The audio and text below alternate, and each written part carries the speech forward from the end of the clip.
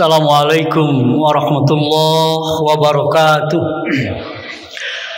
A'udzu billahi minasyaitonir rajim. Bismillahirrahmanirrahim. Alhamdulillahilladzi ja'ala lana fursah linaili sa'adah bi iqamatis shalah sa'adatan abadiyah. Asyhadu an la ilaha illallah wa la syarika la ma'budu siwa wa asyhadu anna Muhammadan abduhu wa rasuluhu sahibu syariatil islamiyah wa ala alihi wa ashabihi wa man tabi'u ila yaumil qiyamah. Allahumma shalli wa sallim wa barik ala hadan nabiyil karim sayyidina wa maulana Muhammadin sallallahu alaihi wasallam ala jaybil gharra ya amma ba'd. Faya ya hadirun usikum wa nafsi bitaqullah wa taqullaha haqqa tuqatih wa la tamutunna illa wa antum muslimun. Hadirin jamaah Masjid Al-Jabar rahimakumullah. Kata terindah setiap waktu dan setiap saat adalah rasa syukur kita atas seluruh anugerah. Hari ini dengan inayah Allah Subhanahu wa taala kita bisa melangkah dalam rangka untuk melaksanakan ibadah, melaksanakan salat asar yang difardukan ini. Tentunya kita berharap tarikan napas kita, langkah kita, seluruh nikmat yang kita terima, kita bersyukur alhamdulillahirabbil alamin. Salawat dan salam senantiasa tercurah limpah pada baginda alam Nabi besar Muhammad sallallahu alaihi wasallam, keluarganya, para sahabat tabi'in, para tabi'in dan umatnya sampai akhir zaman. Para jamaah rahimakumullah, kita semua dipertemukan oleh Allah pada hari ini setelah kita sama-sama melaksanakan sholat asar berjamaah. Kita tidak pernah bermimpi bahwa kita bisa dipertemukan hari ini. Inilah ketentuan Allah yang patut kita syukuri. Kita sehat, bisa melangkahkan untuk terus bisa beribadah. Sehat itu adalah sangat mahal. Berapapun yang kita miliki, belum tentu kita bisa membeli sehat itu. Kesehatan jasmani harus kita rawat. Ada lagi kesehatan yang utama lagi, adalah kesehatan hati kita. Belum ada obatnya, dokter mana, profesor mana yang bisa dan mampu untuk mengobati penyakit yang namanya penyakit hati. Oleh karena itu para ulama bekerja keras memberikan arahan-arahan pada kita agar hati kita tetap dalam keadaan tumaninah. Ala bidzikrillah tatmainnul qulub. Ingatlah, hanya dengan zikir kepada Allah maka hati ini akan menumbuhkan ketenangan. Semoga saja kita sudah sholat asar tadi, kita menikmati sholat itu, kita merasakan desiran-desiran anugerah Allah dalam sholat itu. Kita satu saat mesti merasakan kenikmatan di dalam sholat. Kalaupun belum, teruslah berdoa agar kita bisa merasakan kenikmatan itu. Hadirin jamaah rahimakumullah, betapa beratnya, betapa hebatnya yang namanya penyakit hati. Ada satu penyakit yang sangat luar biasa yang mesti kita hindari. Namanya hasud atau hasad. Baginda Rasul sallallahu alaihi wasallam menyatakan kurang lebih begini. Da'ba ilaikum da'ul umam, telah menyerang kepada kalian semuanya da'ul umam, penyakit umat ini. Apa penyakit daul umam itu? Qoblahu, sebelumnya juga, sebelumnya sudah datang itu penyakit. Mana? Al-hasad wal bughdh, iri, dengki dan marah. Bayangkan musibah pertama tatkala di surga adalah tatkala iblis hasud kepada Nabi Adam alaihissalam. Dan musibah pertama di dunia tatkala Qabil kepada Habil saudaranya karena gara-gara iri dan dengki atau namanya hasud. Hasud itu kata para ulama adalah tatkala kita melihat saudara kita mendapatkan nikmat atau kelebihan dari Allah Subhanahu wa taala, apa saja yang dia dapatkan, dalam diri kita ada keinginan untuk menghilangkan kenikmatan dari saudara kita. Ini bisa jadi ada pada diri kita. Kita harus waspadai. Bisa jadi kita adik dengan kakaknya, kakak dengan adiknya, dengan tetangganya, dengan sebayanya, yang di kantor sesama dengan yang di kantor, yang di pasar dengan yang di pasar, para pekerja dengan para pekerja, di masjid dengan sama-sama orang masjid, di pesantren sama-sama dengan orang pesantren, atau bisa jadi di mana saja bisa terjadi. Nah, oleh karena itu selayaknya kita waspadai ini musibah yang sangat luar biasa. Namanya adalah hasud, iri, dengki. Semestinya sih tatkala saudara kita dapat kenikmatan, ya kita bersyukur alhamdulillah. Tetapi bisa jadi kita datang, mungkin saudara kita, teman kita dapat prestasi atau apa saja, tiba-tiba ada dalam diri kita dengki, ingin menghilangkan. Jangan-jangan nih saudara kita, jangan seperti itu. Hanya saya sajalah yang hebat, hanya saya ajalah yang lebih dari mereka. Bisa jadi seperti itu. Karena iblis hasud kepada Nabi Adam. Mereka daya, mereka yasa bagaimana caranya supaya Adam bisa keluar dari surga. Berbagai cara dia lakukan. Akhirnya berhasil dia. Dengan hasud itu Nabi Adam bisa keluar dari surga. Qabil terhadap Habil, saudara kandung. Gara-gara karena pernikahannya memiliki yang cantik dan sebagainya, timbul ada rasa iri dan dengki, ingin menghilangkan. Bisa jadi sekarang di antara kita, di masyarakat kita terjadi hal seperti itu. Oleh karena itu, mari kita hindari, mari kita lakukan. Sebab bahayanya hasad itu dijelaskan bahwa annal hasada yakuluna, sesungguhnya hasad itu yakuluna hasanat, akan membabat habis kebaikan-kebaikan kita.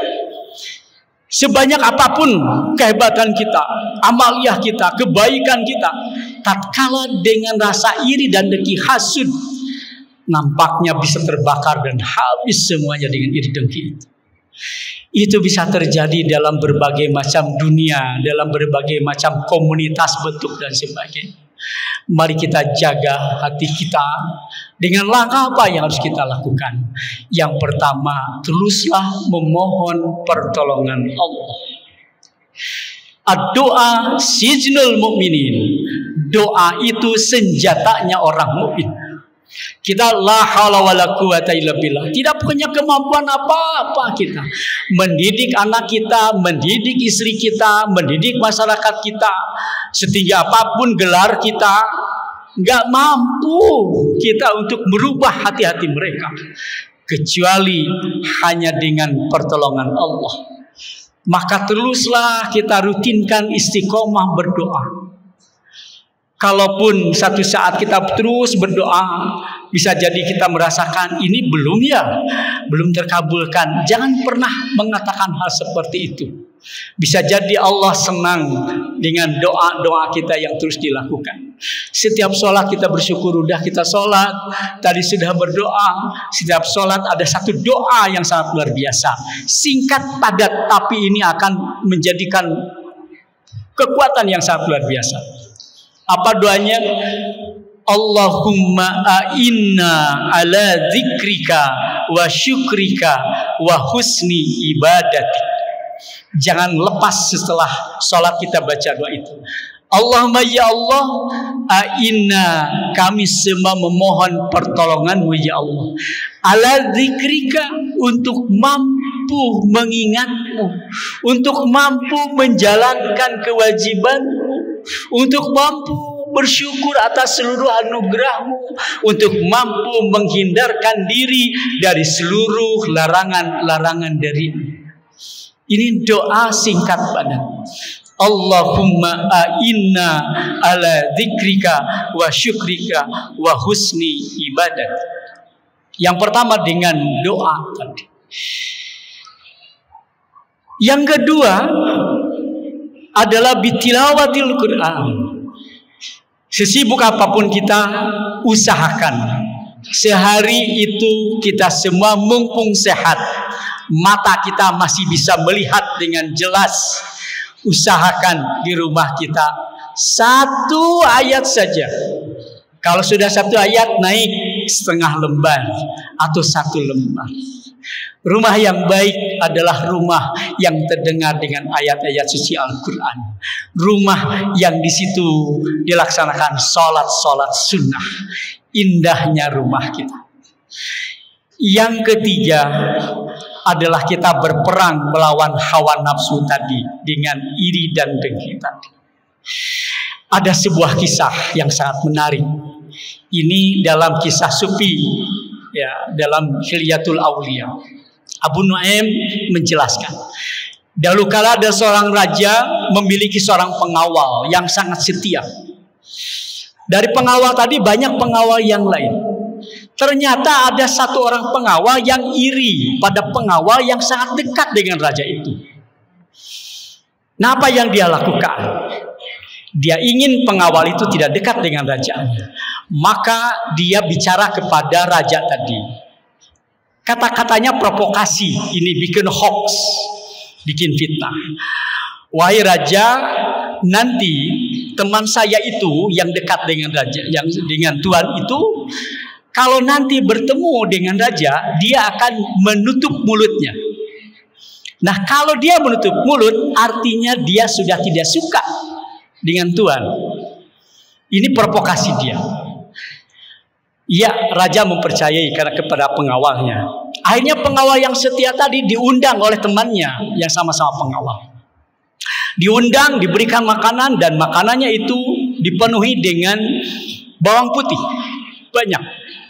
Akhirnya dia makan. Setelah dimakan, raja memanggil. Bisa dibayangkan. Kalau di kita mah pakai pete mungkin ya, dengan dengan bawang putih akan ada bau. Begitu dipanggil dengan raja, dia menutup mulutnya. Niatnya bukan apa-apa, menghormati rajanya, takut dia akan menghirup udara bau dari mulutnya. Maka tepat siasat yang dilakukan oleh pengawal yang iri tadi. Maka benarlah raja mempercayai, benar ini pengawal pura-pura setia, tetapi dia sudah tidak suka sama aku. Akhirnya apa? Setelah begitu, raja bikin surat. Suratnya diberikan kepada pengawal ini. Ini surat bawa oleh kamu, berikan ke si Anu. Ya, yang namanya pengawal setia tidak banyak bicara. Diterima itu surat dan dia keluar dari istana. Sampai di luar, ini pengawal yang ini tadi sudah siap-siap. Dia dekati. Apa yang diberikan raja? Ini saya berikan surat. Yang namanya orang iri, langsung itu diambil surat. Udah, sama saya aja. Mau dikemanakan ini surat?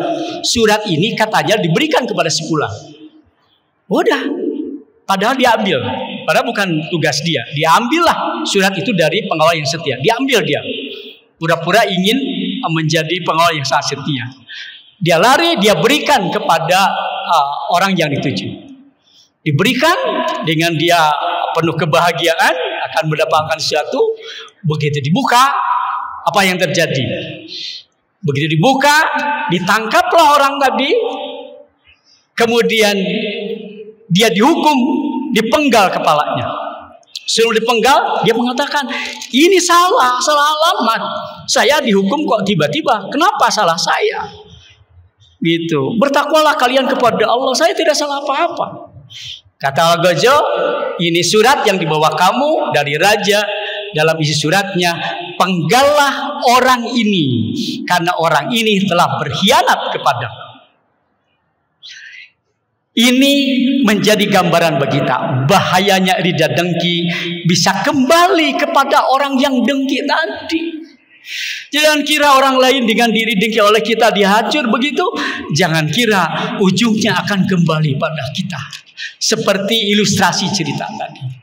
Oleh karena itu, mudah-mudahan diri kita, keluarga kita, anak-anak kita terhindar dari penyakit yang namanya hasud dan dengki. Apalagi dalam situasi dan kondisi ini, jagalah kita untuk terhindar dari perbuatan itu. Allahumma a'inna ala dzikrika wa syukrika wa husni ibadatik. Sekian dan terima kasih. Mohon maaf. Wallahul muwaffiq ila aqwamit thoriq. Wassalamualaikum warahmatullahi wabarakatuh.